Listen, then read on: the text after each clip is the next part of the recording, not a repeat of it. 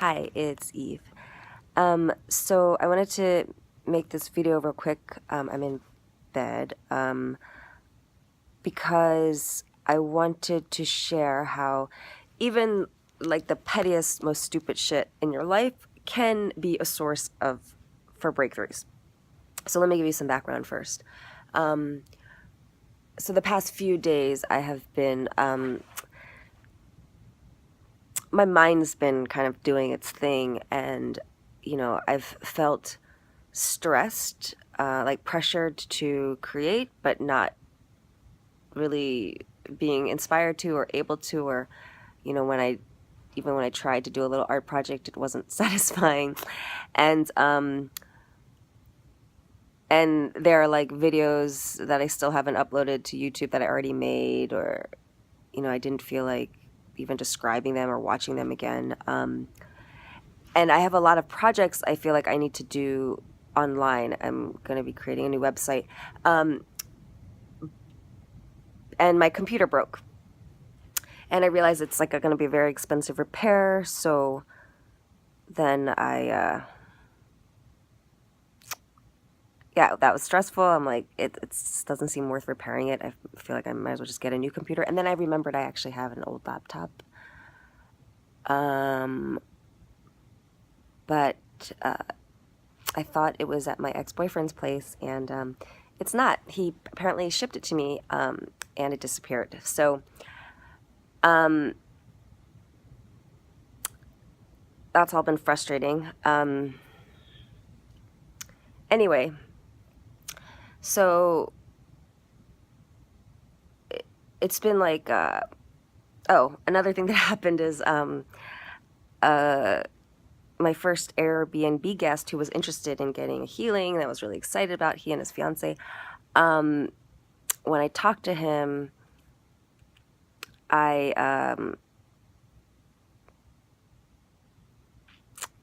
he seemed like a great fit for my work. And but when I talked to him and explained that, I work in 4 package sessions. Does that make sense? Anyway, a package of 4 sessions, because I found that the reading, when I do like the soul healing or reading, it kind of, it's like an awakening. It catalyzes something, and people have to go through kind of a journey or process to integrate that healing into their life. And it just doesn't feel an integrity for me anymore to just do a reading. And, a lot of people, they aren't going to be motivated or commit to getting sessions on their own to follow up often. So yeah, it just came in that the best way is to offer this package. And I have like a deeper package that's like a 2-month journey that includes like the shamanic painting, but that's not cheap. And that's like quite a commitment, because it's like 2 months or 6 or 8 weeks, or anyway. So this 4-session things, I'm doing it at an affordable price, so it felt good to me. And he and his fiance decided that it was too much for them at this time, and if they're going to work deeply like that with someone, they want to do it with someone closer to home, which I totally get. Even though the work that I do, the whole point is that it transcends time and space. But I get that it's overwhelming. I mean, I think what they wanted, what a lot of people want, is just like a taste, or like, like, oh, psychic reading, or, just to feel better, like the way people get massages. And so there was a part of me that felt like, fuck, like maybe I should have just given them what they wanted, which was like, they were totally willing to both get readings, and they could have, had their vacation here, and I could have given them readings and made a couple $100, and then it would have been easy, And I was like, why did I, stick to like my truth. So yeah, I knew it was all good, but it just felt like it was disappointing, because I really felt like I could help them, and it was too bad. So I and then it was been like crazy fucking windy here. I'm at the temple by the water, and it's like 45-mile-an-hour winds, so like the kind of wind where I'm like walking and the wind is pushing me to the point where it's like I end up running without trying to. And so why am I telling you this? So it creates a kind of energy. Like, I usually really like wind, because it feels exciting to me, and like something important is about to happen or changes in the air. And it does have that quality, but it feels a little bit like it's also disorienting, because it's so intensely loud, and it's like got cold all of a sudden. But it did feel like something was shifting. And anyway, so while I was kind of in this funk, I like go online and I see that one of my Facebook friends put up this thing for like a 6-person, calling for 6 ladies to, participate in a gift exchange. And she says, if you give 1 gift and you get 6.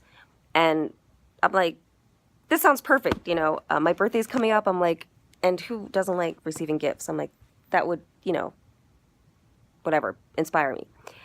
And so I said yes, and then I was thinking, wait, how does that work? Like, how do you give 1 and get 6? And then I got the instructions, and it's like, kind of like one of those, what do they used to call them? Chain letter things, where you send the gifts to one person, and then like the second person goes to the top of the list, and then you find 6 more people to send. And I've been involved in like women's prosperity circles, which have the same kind of thinking, but this is like, it's like a $10 or more gift. So like there's nothing to lose really, and it seemed really fun. So what you have to do is you have to post on your wall the same message that she did, so that 6 more people can join, and it keeps the thing going. And so I just assumed like people would sign up right away, the way they did that seemed to do for my friend that I had joined. And one of my friends, hopped on, but then no one else did. And I felt totally triggered by this. Like,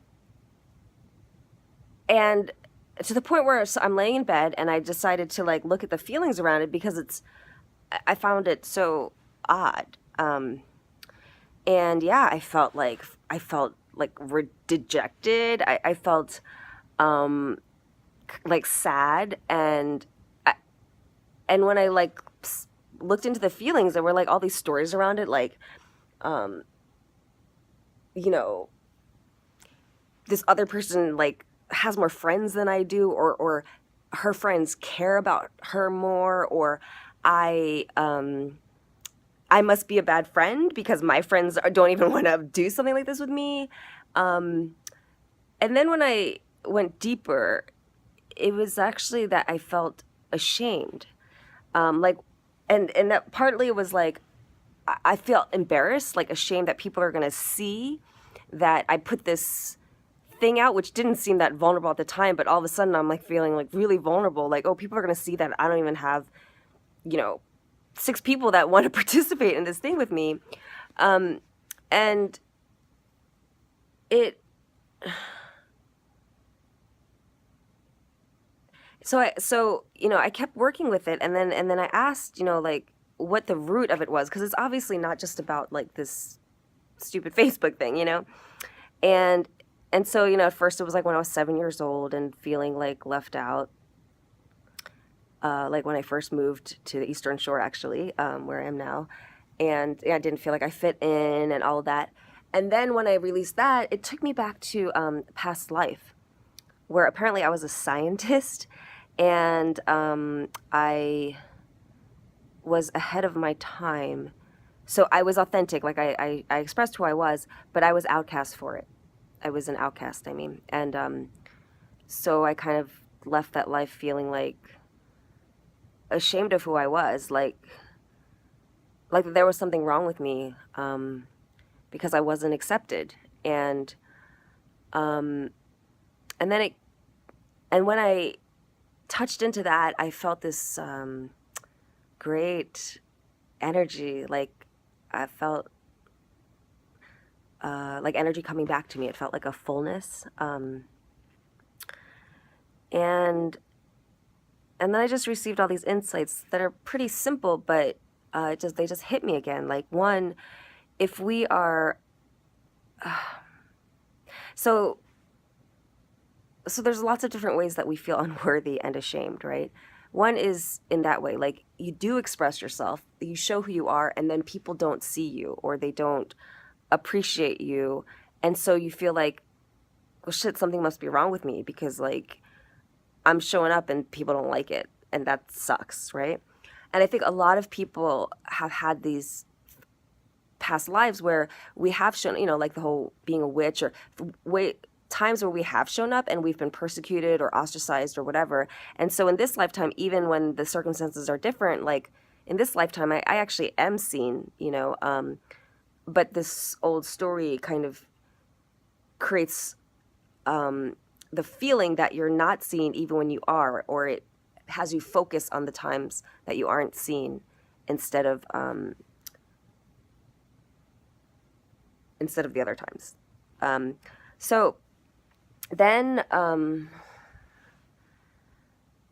another way that we feel ashamed is when we don't show up as who we are because we want to fit in, and then so we do fit in on the outside, but then we feel ashamed because we are being frauds, right? We're performing, and that creates a dissonance where you can't, you're disconnecting from your authentic self. So you have to be hyper vigilant because you are constantly having to figure out what you think other people want so you can show up that way, and then like suppress who you really are, and yeah, and then you have to like kind of disconnect from that part of yourself that like would be an expression of your true feelings and thoughts. And then of course there's like when you are just confused, when you don't have boundaries, or so you can't trust what you feel because you're taking in other people's ideas and feelings, and you don't even know whether you're being authentic or not. So you don't trust yourself.